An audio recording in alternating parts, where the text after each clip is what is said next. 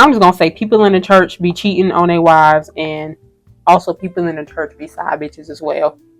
Like, people in the church are just still regular people. And that's fine because we all have our things to work on, but I'll respect them more if people just stood in their truth. Hey y'all, it's me Sydney and welcome back to Planet Syd. So today we are here in the girls' room here at Planet Syd University, and we are going to be doing a little church girl gossip. We're going to be talking about the Righteous Gemstones, Marvin Sapp, and Joel Osteen, and I'm going to be doing my makeup while I do that, and I will be using my movie-themed makeup brand, Box Office Beauty. You can check it out at theboxofficebeauty.com, so if you guys are interested in that, then stay tuned. So I already primed my face, and usually I start with my eyebrows, but since my bangs are covering my eyebrows, I'm just going to do a little light beat or whatever because I'm kind of sort of in a rush. So I'm just going to do something simple on my eyelids and then just whatever. But yeah, so we're going to start with the Righteous Gemstones. I'm going to be using the script, and I'm just going to do... Honestly, I think I'm just going to do like a brown, goldish, like a really shimmery, neutral, whatever, because I'm going somewhere today. But yeah, that's what we're doing today. But yes, we're going to start with the Righteous Gemstones. And if you guys have not seen the Righteous Gemstones, I guess you can skip this part or just not watch this video because there will be a lot of spoilers included. So yeah. But yeah, I'm not going to go into depth about the series itself and like all the different storylines or whatever. But the Righteous Gemstones, it is honestly like Succession in the church. Like, it's like Succession on crack in the church. It is ridiculous. And it is hilarious. Danny McBride is the creator. But yeah, basically it's like this little church full, this big church family. They're televangelists, which is like the people, basically Joel Osteen or whatever. But they're a church family, and when the series starts, it starts after the matriarch, Amy Lee, passes away. And we're not sure what happened to her. We still don't know, and like the 4th and final season is airing right now. So I'm not really sure what that's about, but yeah, and we're just picking up right after that and seeing how the main pastor, the father, Eli Gemstone, how he's able to now go about his widowed life, but then also he has 3 children, Judy, Jesse, and Kelvin, and they are all a hot ass mess in their own right. So basically we're just seeing how they operate along with their spouses and everything that's going on with them internally. And so the first thing that really happens in the first season, like the big scandal in the first season, is Jesse, which is the oldest son, who thinks he's like in line to become the next pastor or whatever after Eli steps down. He gets a random video sent to him, and it's of him and some other people in the church, like some other guys in the church, after a church conference in their hotel room, and they're just partying, doing some illegal drugs, and they have some women there, and these are all supposed to be married men, and so they're just doing a lot of not very holy things. And so somehow somebody got a video of them, and it's very compromising because in general, that's not a good look for anybody who's married, but it's really not a good look for somebody who's in the church and who's married and who's on like the church staff. And, he's a preacher's kid or whatever, even though he's an adult. And just before I get into that, I guess I should do like a little bit of the character introduction. So the first one is Dr. Eli Gemstones. I recognize him as the dad from Roseanne, but yeah, he's a patriarch and he's a preacher of the mega church. And Amy Lee, again, is the matriarch who passed away, and they're really deeply affected. Well, obviously, that was their mom. They're all really deeply affected by her passing. She passed like a year before the series started, so it's very fresh for them. And then we do still see her, but we only get to see her in flashbacks and things of the sort. The next one is, again, Jesse. He is the oldest of the 3 siblings. He's kind of like a man-child, and he has his wife named Amber, and they are trying to position themselves to be next in line to kind of take over the church after Dr. Eli steps down. And then we have Judy. Judy is a typical middle child, and she's also the only girl, so that's also another thing. She is insane. Judy is hilarious, and she's insane. I don't really know what else to say about Judy, but besides the fact that she's insane. I've never had bangs like this, like as an adult, so I don't think I've ever done makeup in like, kind of like I'm like not gonna really do my forehead. because why would I? Also, this is like a Southern family. I want to say they're in North Carolina or South Carolina, one of them. So they're very Southern church people, mega church people, and Southern people in general they're just very different. So I think that he did really good at capturing that. And then next we have is BJ, who is Judy's husband.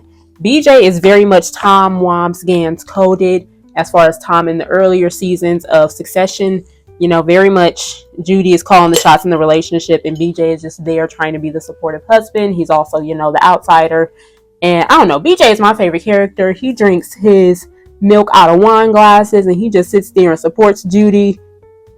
And Judy really don't deserve him, but he's a good husband, and I am always rooting. I'm rooting for all the spouses. Well, yeah, I'm rooting for all the spouses, specifically BJ. And then next we have Kelvin. Kelvin is the youngest of the three.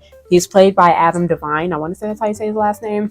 And he's the youngest. He's also over the kids ministry, and eventually throughout the season we find out that he is gay. And he has like somebody who's like kind of like a sidekick who also helps him with the kids ministry. His name is Keith, and Keith was previously a Satanist, but somehow Kelvin turned him around, and he's also helping with the kids ministry at the beginning of the series.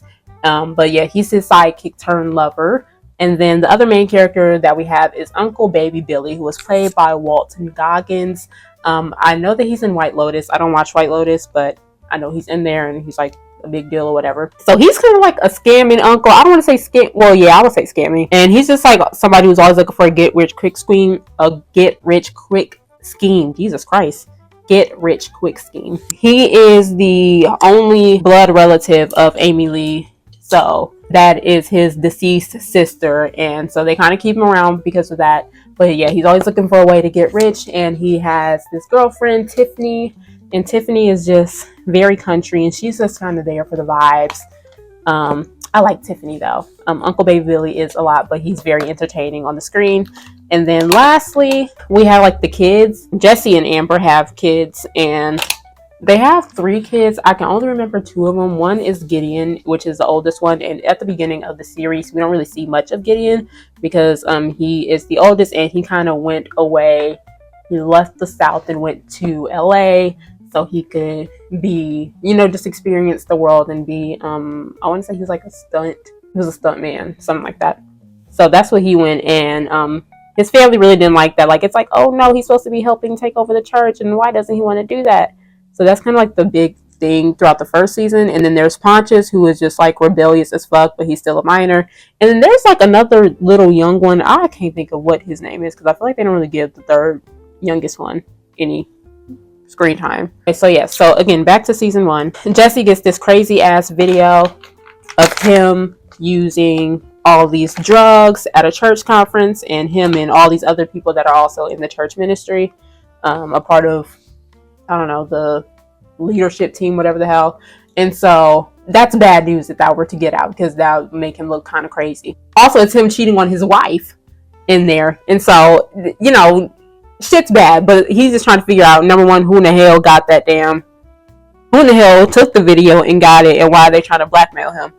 And again, these are church people, these are televangelist church people, and so they have money. Like, if you know, then you know. But so yeah, they have money. So basically it's like blackmail / extortion.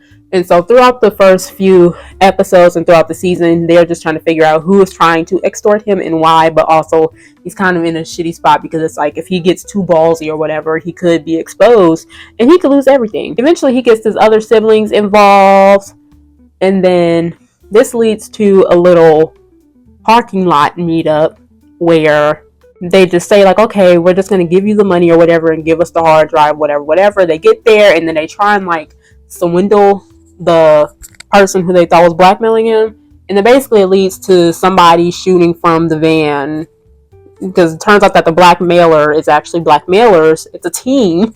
It's 3 of them actually.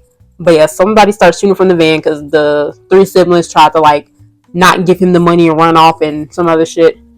And then so it's like this whole parking lot confrontation. And this is all within the first episode. And then by the end of it, basically this ends in 2 of the 3 blackmailers getting run over by the Gemstones. And the Gemstone siblings, they run them over. They think that they killed them or whatever, and then they drive off.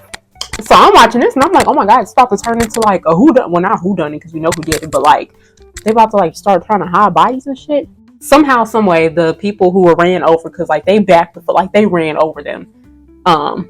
They somehow survived, and so they end up in the hospital. But there's also this third person. They don't know. The Gemstone siblings don't know it's a third person in the van. And he's able to get his teammates help, whatever. But that third person turns out to be Gideon, Jesse's oldest son, who was supposed to be in LA. And then so the other two blackmailers are his some other stunt team people who he met in LA. And he's just very much on like this fuck the church shit and like this is all for money, it's all a scam, whatever. So he's just like very rebellious, and so that's why he feels justified in kind of extorting his family or whatever. But then, you know, nobody expects for it to turn into motherfuckers getting ran over and shit. So that's when shit gets bad. And then long story short, they end up in the hospital, and then the girl who got ran over, she ended up leaving because basically she figured out that they kind of sort of left her for dead until they realized that she wasn't dead, and they tried to play it off or whatever. And so that was fucked up, obviously. Now he returns home because the Gemstones, they don't know that it's Gideon. He returns home and they're just so happy and ecstatic to see him because he's been away. And so he returns home and he's just trying to get intel because the other guy who's still there is pressuring him like, your family still has the money, I want money, this, that, and the third, or whatever. So he pressures him into going home, and then the guy shows up as his friend from LA. And, you know, since these are good Christian people or whatever, they're like, oh, you know, you have to stay here as a guest or whatever the fuck. And so that is what happens. And as he's staying there as a guest, he's trying to come up with some intel and also find ways to get some money out of the Gemstones. So basically it ends in the stunt driver friend dude who stuck around. He ends up getting what he wants. He locks up all the Gemstones. He locks up Jesse and Gideon in the vault and then steals like millions of dollars and then drives off, and then he thinks it, but then eventually he gets hit. He's driving and then his car gets hit by some random car. Come to find out, it's Uncle Baby Billy and Tiffany that hit his car. And then they see all this money and they can see that it's Gemstone money. So they see it's like technically their family money, but it's not their money because they don't have any money. And they take it and run off. They live in lavishly. Eventually, Jesse comes to realize that his son is the one who betrayed him or whatever.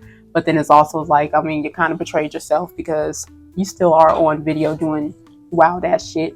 So like, you can't really be mad, but you know, whatever. And so throughout the first season, they're just trying to repair that friendship and relationship between Jesse and his oldest son.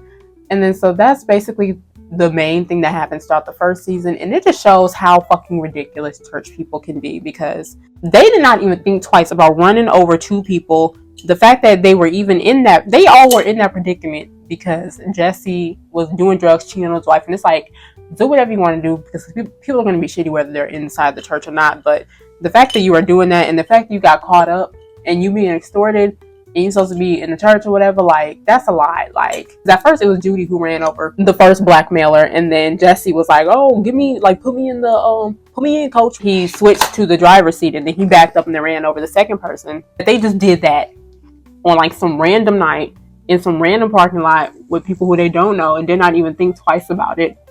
It's crazy. Like, it just kind of shows like they really live in their own world. And again, it's kind of like Succession, where they are a bunch of big kids. Like, these are obviously people in their 30s and 40s, but they aren't mature at all, and like their family and their dad and the church staff kind of solve all their problems for them. And then so we move on to season 2, and then so Jesse and Amber, which is Jesse, which is the oldest sibling, and his wife, they're trying to act like, again, they're next in line to the throne or whatever, and trying to force Eli to step down. And then it's very much Kendall Roy coded. And so they end up traveling to Texas and partnering with this other Texas mega church family called the Listens. I don't fucking know. Eric Andre plays the husband for the Listens. But they end up traveling to Texas, and then the Listens kind of get them to agree to go have on kind of like this timeshare Christian resort, whatever the fuck, and it's like a whole bunch of money. And basically, the Gemstones, Jesse and Amber need $10 million to finance it. And it's like to Zion, some shit. And then so he thinks that he's just about to go in there and get it or whatever. And then Eli's just like, no, I'm not giving you $10 million. Like the fuck, I'm not giving you $10 million. And then so he gets all mad and stuff. And then out of nowhere, throughout the season, all of the siblings, one by one, start becoming targeted by these psycho ninjas. Like, it's literally, they be driving a group of people in masks and very ninja-like get up, come on these motorcycles, and then just start shooting at them and like trying to take them out. And it's just like, what the fuck? Like, cause who the hell who wanna kill the Gemstones? And it happens to each of the siblings, and then it also happens to the dad. Eli ends up in the hospital. Like, it's crazy. And then like they shot up the bus where Jesse and Amber were. Like, it was a mess. And so throughout the season, the second season, they're trying to figure out who the hell is trying to kill the Gemstones. And then it turns out that this all goes back to the Listens, just because they were just basically trying to get Elliot out of the picture permanently. Because if he was out of the picture, then Jesse and Amber, and they didn't know this, Jesse and Amber didn't know this because they were also being targeted as well.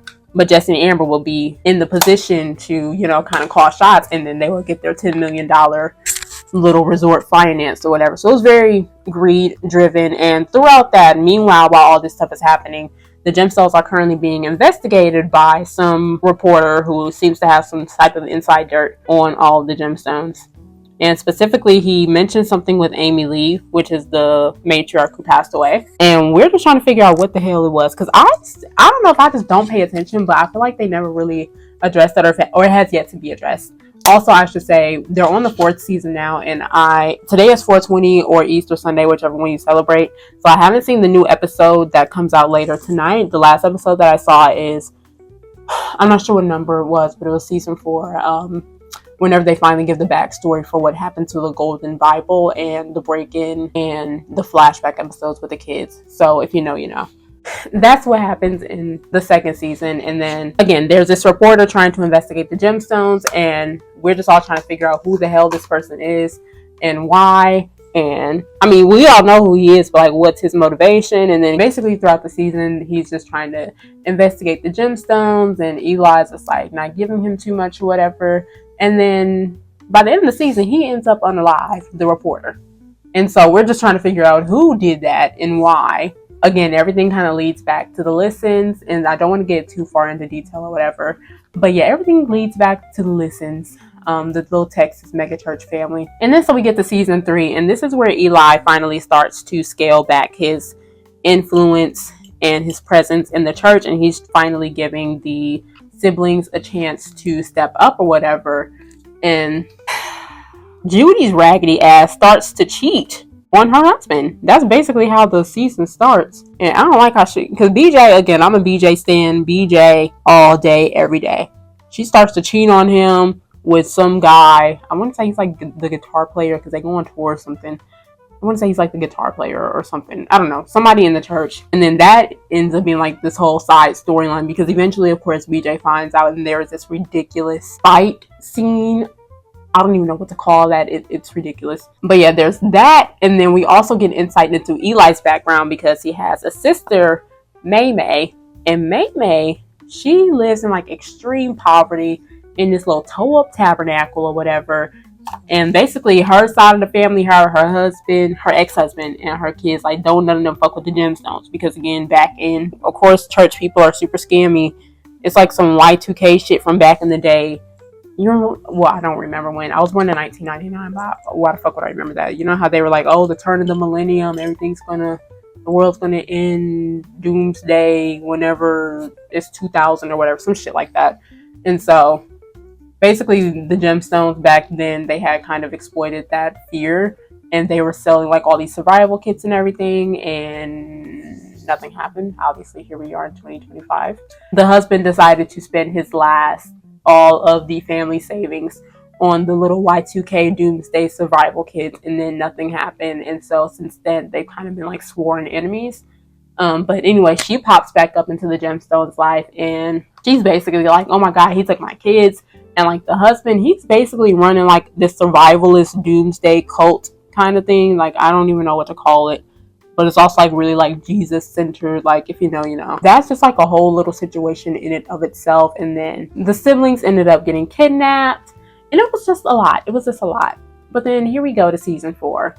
So again, I don't want to ruin too much, and like this is just me going briefly over the series, and I hope you're caught up if you're watching this. But we're about halfway through, and we're about halfway through season 4, and we still don't know what happened to Amy Lee. We just know that she passed away, but we don't know how she passed away, what caused it, any of that. But yeah, I'm not sure why they're hiding that. But and Lori is Amy Lee's best friend, so she's kind of like an aunt to the children. This is our first time getting introduced to her or whatever.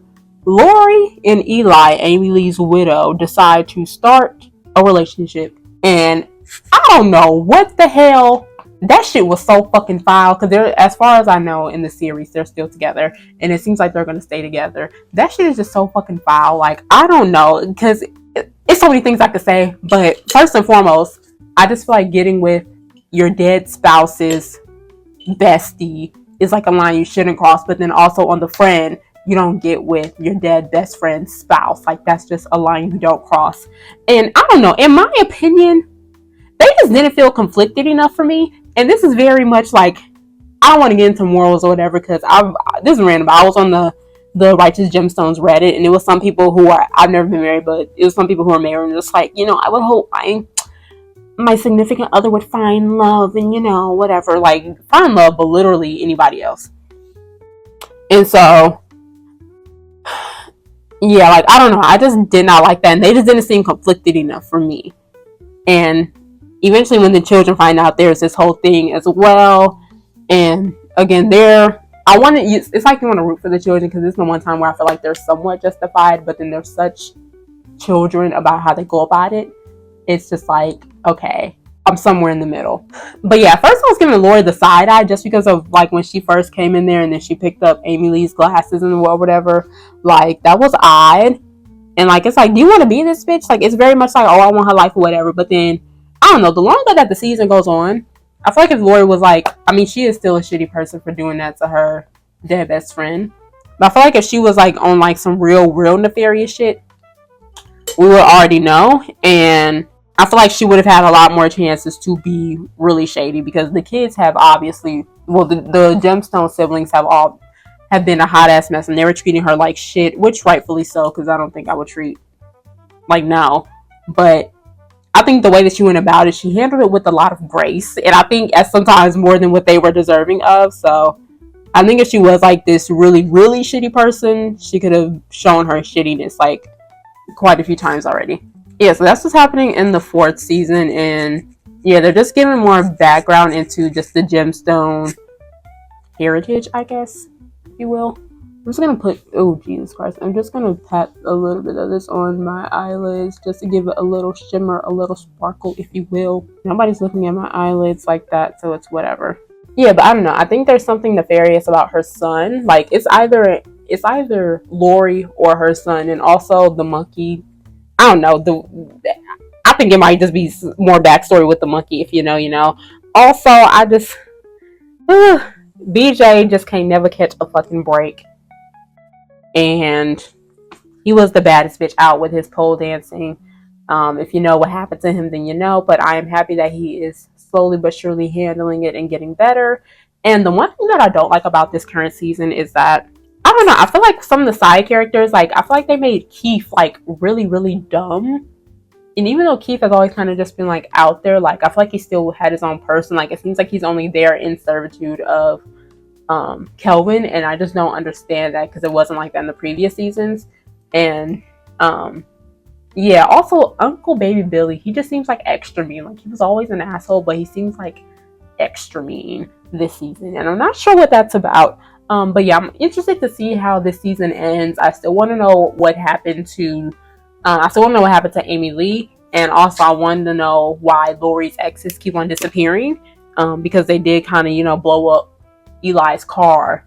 I want to know what's going on with the son, and I just want to know if Lori is shady, if her son is shady, if Lori and her son are working together. because it's somebody that's shady. But I don't know. I don't know.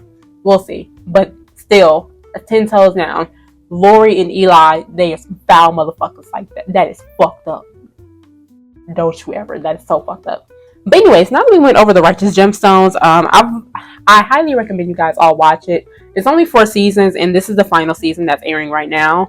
And it's hilarious. I want to say it's a comedy / drama. Yeah, it just shows how unserious some church people are, but also I really just like how it highlights Southern church culture, because I feel like that's something that doesn't really get highlighted on screen enough. You could tell that Danny... I'm sorry, I was looking at my cat. You can tell that Danny McBride, which is a creator, and he's also the one who plays Jesse Gemstone.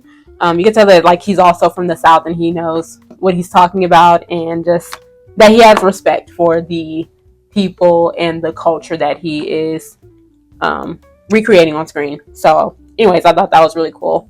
But I'm just gonna put on some lip liner. But anyways, next we're gonna talk about Joel Osteen.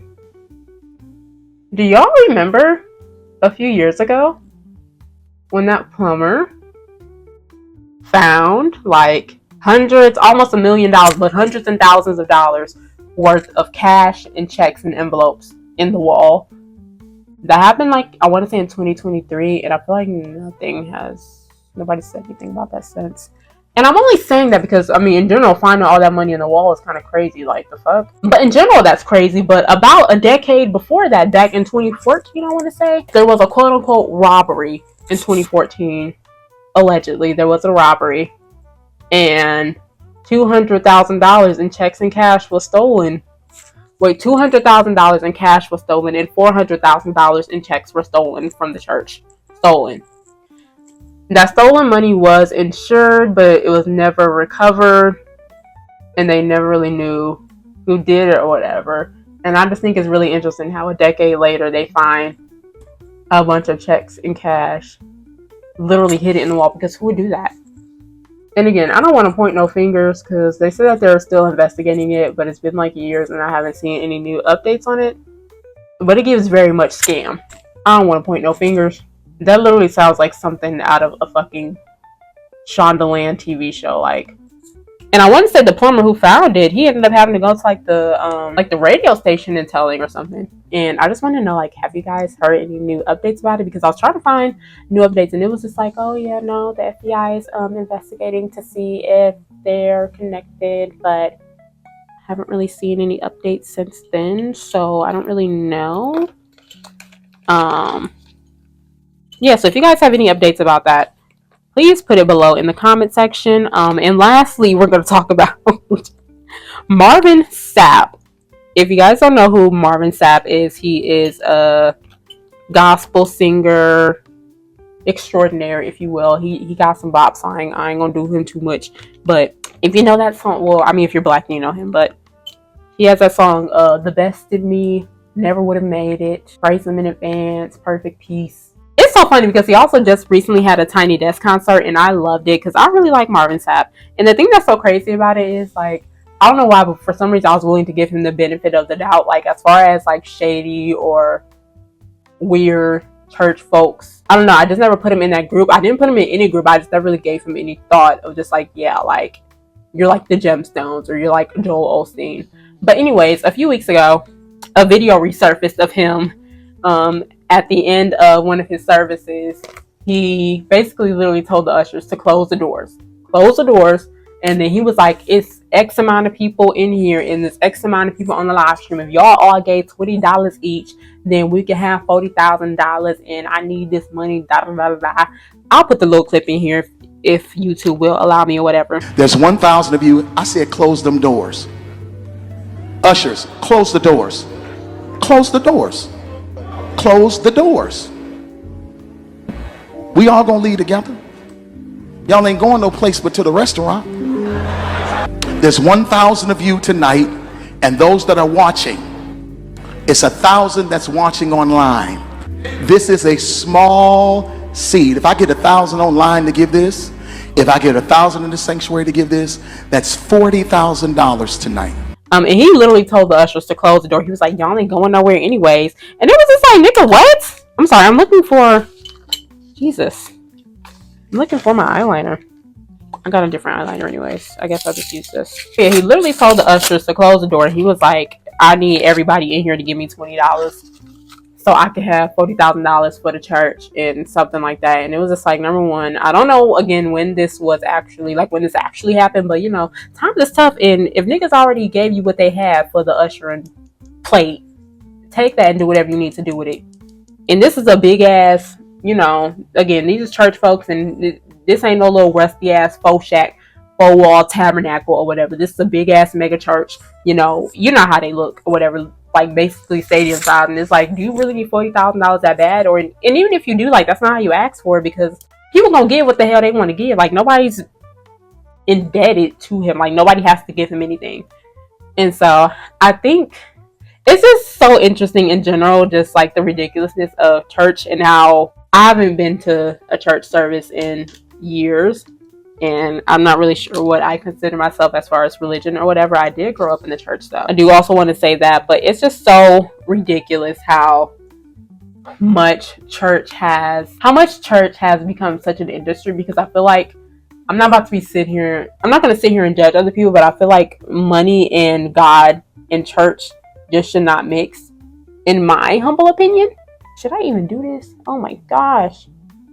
Hold on. What the hell? Oh my god. Okay, let me just...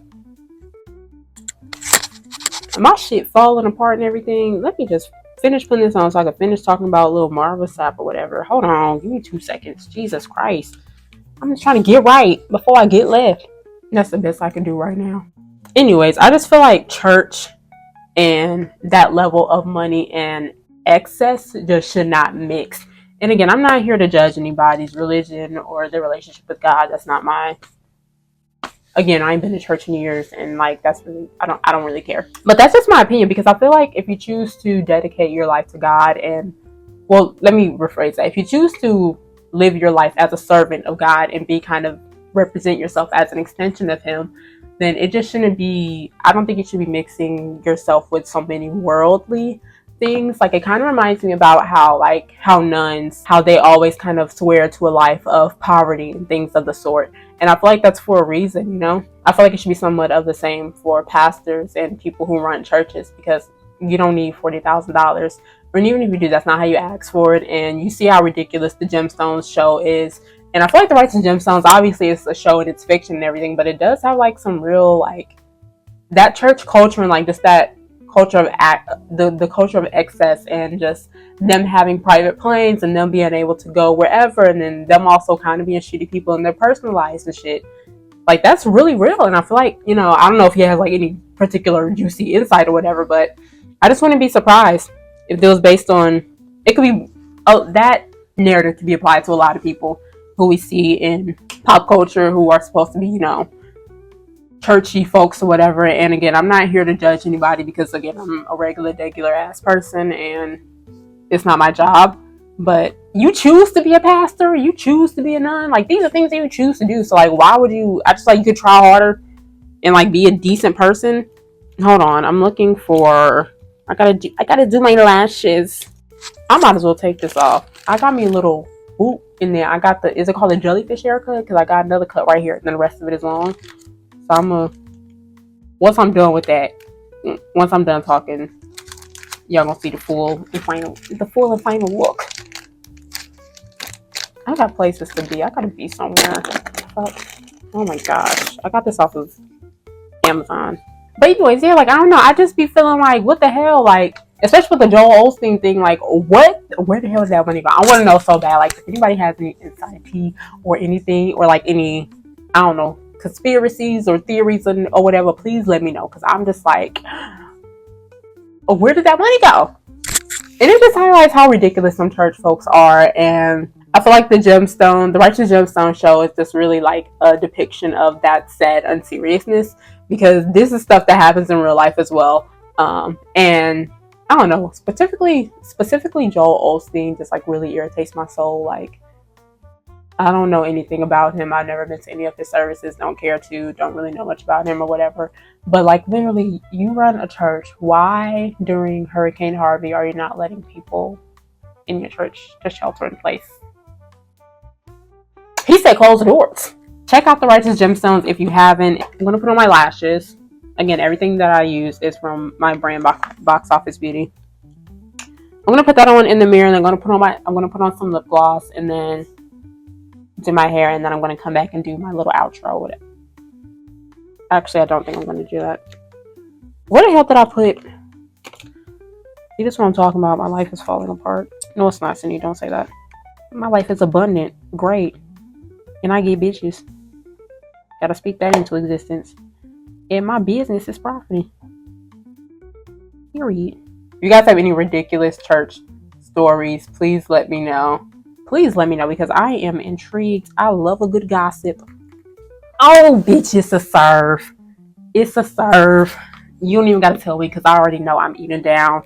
Oh my God. Hold on. Let me just put the lashes on, and it's a wrap for you bitches. It's a wrap. It's a wrap. I don't make the rules. Sorry. Wait, hold on. Jesus. Oh my gosh. See, this is what I get for talking shit. It's hard doing this with bangs. I feel like I can barely see. Got these bitches all right. Okay, y'all. This is the final look. But yeah, don't forget to check out my makeup brand, Box Office Beauty. The website is theboxofficebeauty.com. And yeah, be sure to check it out. Also, check out my blog, planetsyd.net, and join the community. I update it damn near every day. It is really cool, and it has a whole bunch of lore. And also be sure to check out my clothing brand, Main Character The Label. And yeah, thank you guys so much for sitting here with me and watching me do my makeup and joining me. I hope you guys enjoyed this video, and I hope you guys are feeling safe and seen wherever you are. And I hope you guys are finding joy and fulfillment on your journey to self-expression. Till next time.